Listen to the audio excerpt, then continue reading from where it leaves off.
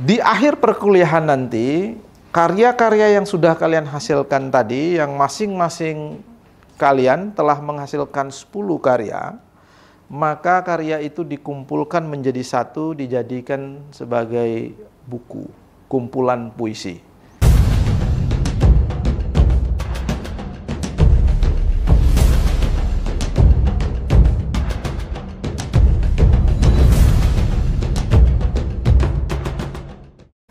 Assalamualaikum warahmatullahi wabarakatuh. Waalaikumsalam warahmatullahi wabarakatuh. Apa kabar hari ini anak-anak?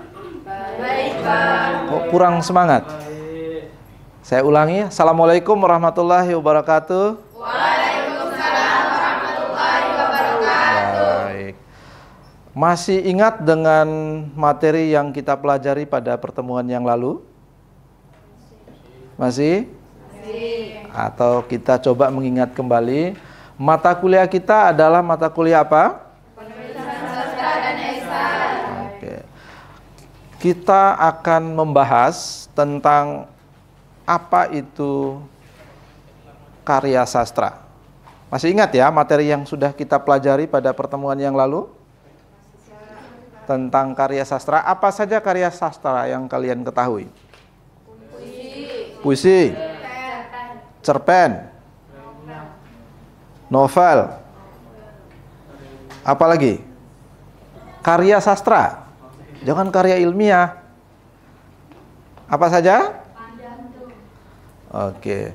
Pada mata kuliah ini kita mengenal ada dua genre karya tulis, yaitu yang kita sebut dengan karya sastra, yaitu merupakan karya fiksi, dan karya esai sebagai karya non fiksi. Ya.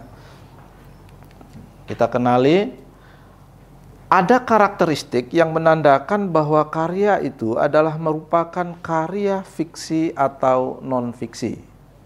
Sekarang kita coba mengidentifikasi karakteristik penulisan karya sastra. Materi ini sebenarnya sudah kita bicarakan pada pertemuan yang lalu. Masih ingat kan? Oke. Karakteristik yang dimiliki oleh karya sastra yang pertama adalah yang mengedepankan estetika atau keindahan. Ya. Yang kedua merupakan karya ciptaan atau fiksi. Jadi karya sastra itu adalah karya ciptaan atau karya fiksi. Yang ketiga, karya ini mengungkapkan realitas kehidupan dalam sudut pandang tertentu. Yang keempat, karya sastra adalah merupakan karya rekaan, khayalan, atau hasil imajinasi seorang pengarang. Dan yang berikutnya adalah karya sastra menggunakan bahasa yang indah dan berguna menandakan hal-hal lain yang ada di sekitar kita. Oleh karena itu, maka karya sastra yang dihasilkan oleh seorang seniman, sastrawan, itu adalah berupa karya sastra yang berkaitan dengan realitas kehidupan di sekitarnya. Apa yang dipikirkan, apa yang dirasakan, itulah yang dituangkan di dalam karya sastra. Begitu, mengerti maksud saya? Mengerti, Pak. Oke. Nah, pada kesempatan hari ini kita akan memasuki materi atau pembelajaran kita tentang menulis karya sastra. Dari sekian karya sastra tadi yang sudah disebut, kita akan memilih satu jenis karya sastra yang akan diprojekkan dalam perkuliahan kita ini, yaitu karya puisi. Ya, siap untuk menulis karya puisi? Siap, Pak. Siap. Oke. Kalau begitu, saya meminta Anda semua untuk dibentuk menjadi 3 kelompok. Cukup ya, jumlah kita menjadi 3 kelompok? Cukup. Oke, kalau begitu saya akan membagi kalian menjadi 3 kelompok dengan cara saya. Cara saya atau cara kalian? Cara saya ya. Oke, kalau begitu. Saya hitung, saya minta berhitung mulai dari sini. 1, 2, 3. 1, 2, 3. 1, 2, 3. 1, 2, 3. 1. satu. Jadi berapa kelompok jadinya kita kalau begitu? 3. Cukup 3. Ada yang 4 ya? Oke. Yang nomor 1? Ya, silakan angkat kursinya bergeser ke sebelah sana. Berhadapan ya, kursinya dibentuk berhadapan.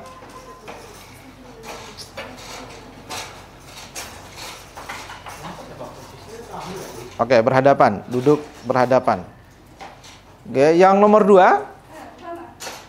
Yang kelompok kedua? Mana? Silakan ke sebelah. Yang kedua, silakan. Ayo, yang 2 mana? Angkat tangan.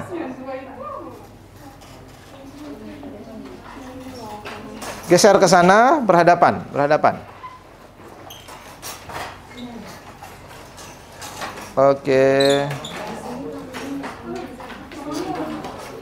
Berhadapan, berhadapan. Mengerti berhadapan enggak? Kamu ke sana, ke sini nih. Jangan mepet, sini lagi. Tengah-tengah yang ini.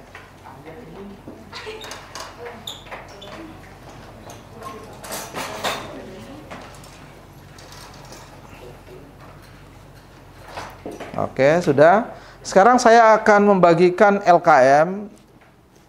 Kerjakan tugas ini secara berkelompok, tetapi hasilnya masing-masing. Jadi didiskusikan saja kira-kira topik apa yang akan dihasilkan dari karya sastra itu, tetapi masing-masing akan mengerjakan pekerjaan sendiri, gitu ya. Jadi wadah kelompok ini hanya sebagai wadah untuk diskusi saja. Ya, hasilnya nanti bersifat perorangan. Mengerti maksud saya? Mengerti. Sebelum kita memulai, silakan bertanya kalau ada hal-hal yang perlu ditanyakan. Ya? Karena itu kalau yang di fase pertama itu silakan dikerjakan di situ untuk menghasilkan karya sastra itu ditulis di kertas. Ya? Oke. Ada lagi pertanyaan?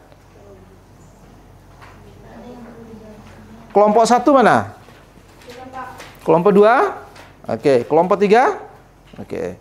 Silakan dikerjakan kalau begitu. Jika ada hal-hal yang tidak dimengerti, silakan ditanyakan.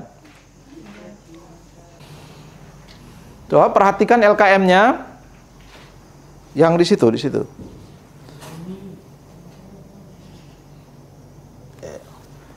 Kemampuan akhir yang diharapkan dari perkuliahan kita ini adalah mahasiswa mampu menciptakan karya tulis sastra dengan tema lingkungan dan pendidikan. Jadi ada 2 tema, lingkungan dan pendidikan. 2 tema yang diminta, yang dikerjakan dalam kelompok itu akan diselesaikan dalam 7 kali pertemuan. Mulai dari pertemuan sekarang sampai pertemuan ke-14 nanti. Untuk pertemuan hari ini saya minta menghasilkan 1 karya puisi saja. Oke, silakan. Sebelum menghasilkan karya puisi, kita perhatikan di kegiatan pembelajaran fase 1. Perhatikan di LKM-nya. Amati gambar fenomena lingkungan di bawah ini pada gambar 1 dan 2. Ya, gambar 1 dan 2 ada di bawah. Ini yang gambar 1, ini gambar 2. Bedakan fenomena atau kejadian pada kedua gambar tersebut. Jadi perintahnya begitu. Jadi Anda amati gambarnya, lalu kerjakan soal itu. Jelaskan fenomena apa yang terjadi dari hasil pengamatan Anda pada gambar tersebut. Mengerti? Oke. Setelah itu, dilanjutkan pada poin yang kedua, tuliskan poin-poin inti sesuai dengan tema pada gambar berdasarkan hasil pengamatan atau inspirasi apa yang Anda dapatkan pada gambar tersebut yang bisa dihasilkan untuk menjadi karya sastra. Nah, ini dituliskan saja. Kalau sudah mengerjakan ini, kita akan melanjutkan pada fase yang kedua. Tadi sudah dibentuk kelompok, langsung kita diminta untuk membuat 5 puisi. Ini. Jadi 5 puisi perintah yang ini dikerjakan dalam 6 kali pertemuan. Buatlah masing-masing 5 karya sastra bertema lingkungan dan pendidikan. Jadi 5 untuk yang tema pendidikan, 5 untuk tema lingkungan. Untuk pertemuan hari ini cukup 1 saja. Silakan dikerjakan.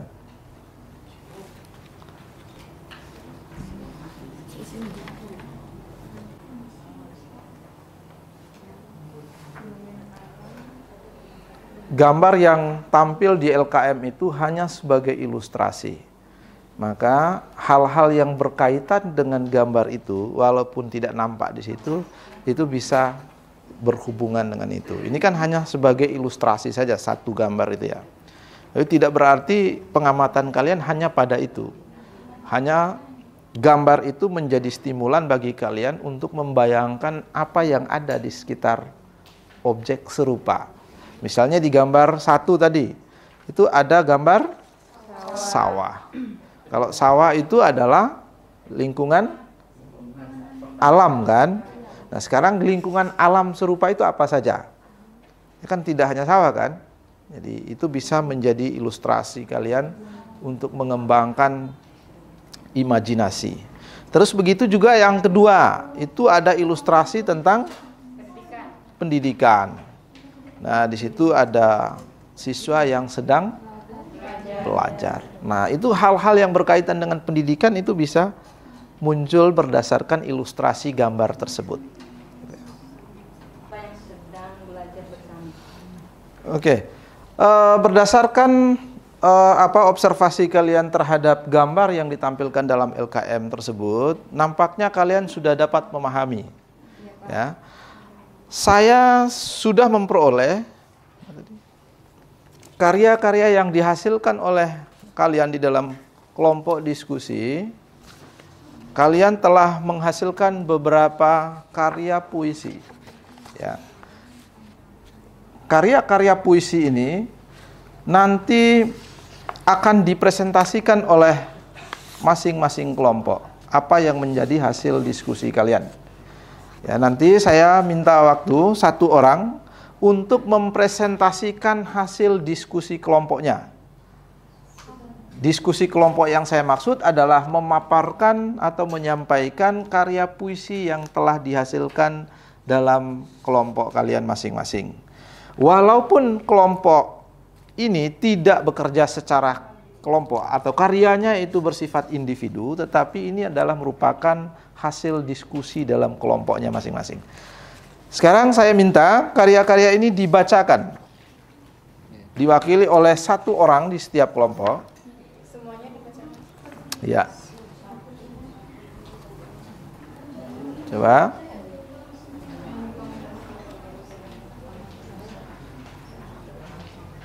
Kelompok 1, silakan dipresentasikan karyanya. Ya. Maju kan Pak? Boleh maju.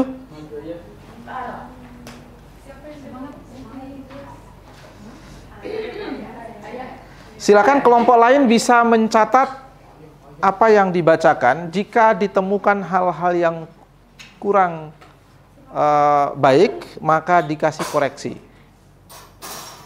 Silakan.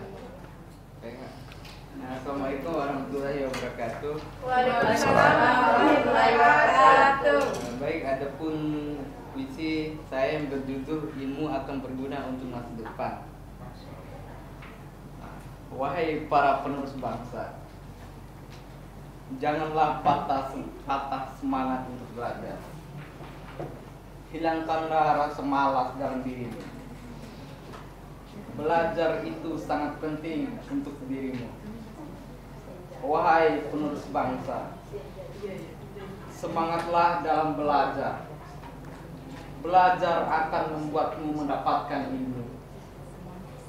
Ilmu yang kau dapatkan dengan belajar akan berguna di kehidupanmu. Wahai para penerus bangsa, engkaulah yang akan menjadi pemimpin bangsa di masa depan. Tanpa pemimpin bangsa yang berilmu, bangsa ini lambat laun akan hancur. Ya, saya kira cukup satu aja ya mewakili. Ya, tepuk tangan untuk kelompok satu. Oke, terima kasih. Selanjutnya kelompok 2.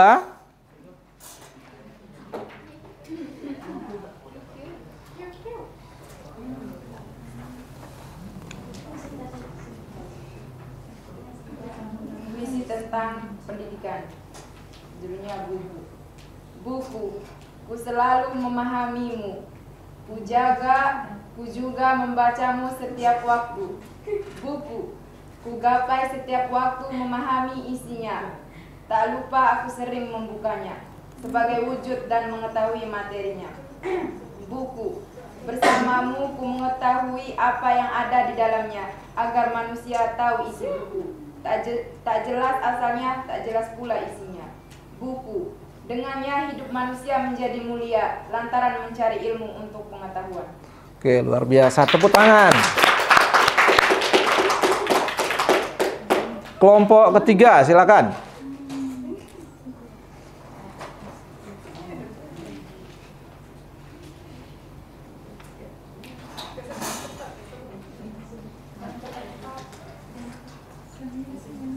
Senja. Hai senja, titipkan rindu padanya sebelum gemerlap memasuki tiada. Boleh ku titip kenangan yang tidak bisa kuulang padanya yang seperti fatamorgana yang kupaksa menjadi nyata. Aku hanya bisa menikmati senja di ujung nabatasan. Seraya mengingat kenangan yang pernah kita ciptakan berdua kepada jingga yang merona. Izinkanku menyampaikan sebuah syair cinta yang kutulis bersama semesta. Luar biasa. Tepuk tangan untuk kelompok 3.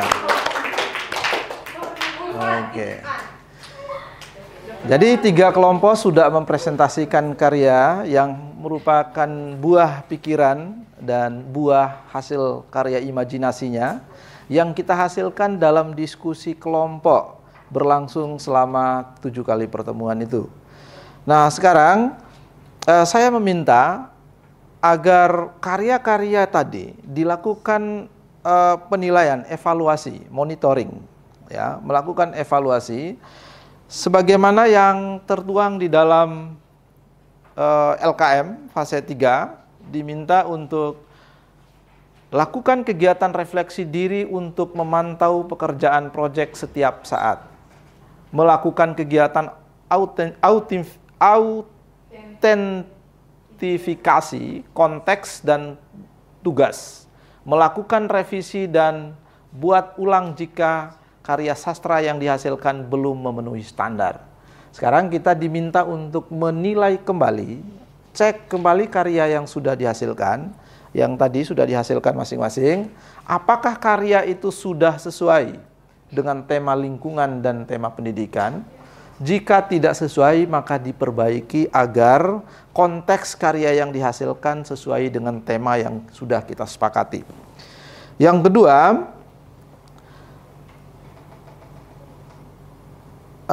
juga kita selain tema, juga kita memperhatikan konten isi dari karya sastra yang dihasilkan itu. Apakah konteks atau konten isinya sudah memuat informasi tentang lingkungan dan pendidikan? Ya, itu dicek. Sepintas bagaimana hasilnya?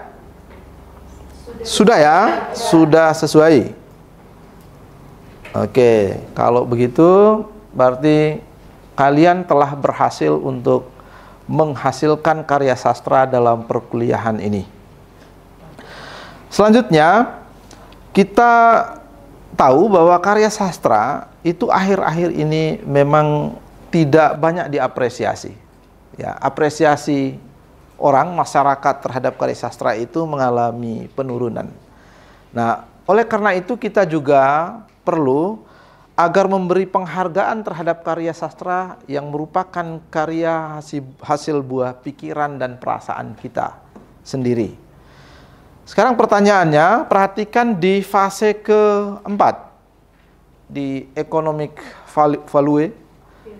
value. Yang pertama, apakah karya sastra dibuat dapat bermanfaat bagi masyarakat? Kira-kira kalau karya puisi yang kita hasilkan itu tentang pendidikan dan lingkungan, apakah ini berguna untuk masyarakat?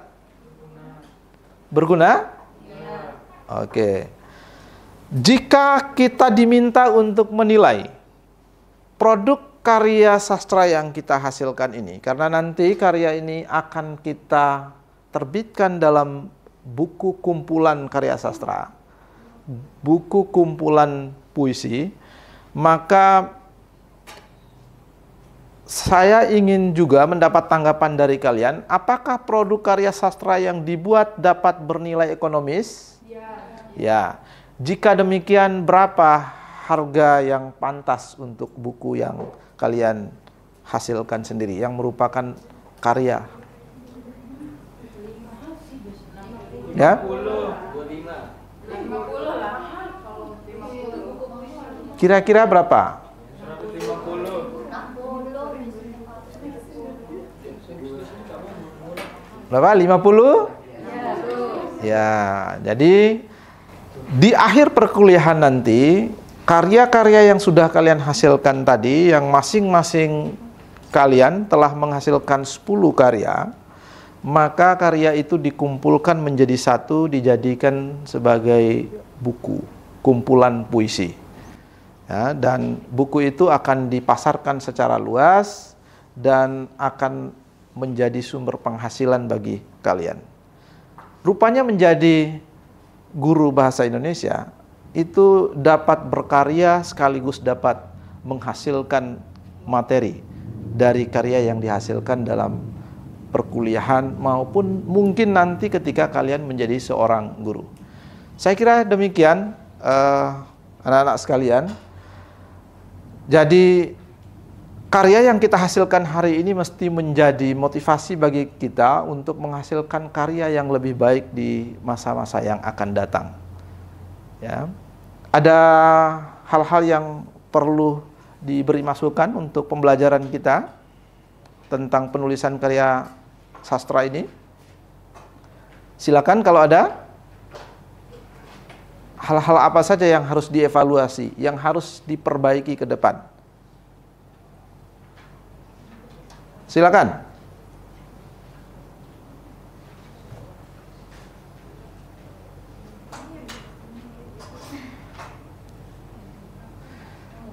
Sudah tidak ada? Sudah tidak ada. Baik, kalau begitu, jika sudah tidak ada yang perlu direspon oleh anak-anakku sekalian, maka kita cukupkan pertemuan kita hari ini. Sampai jumpa di pertemuan berikutnya dengan materi tentang menulis apa? Menulis karya esai. Saya tutup. Wassalamualaikum warahmatullahi wabarakatuh.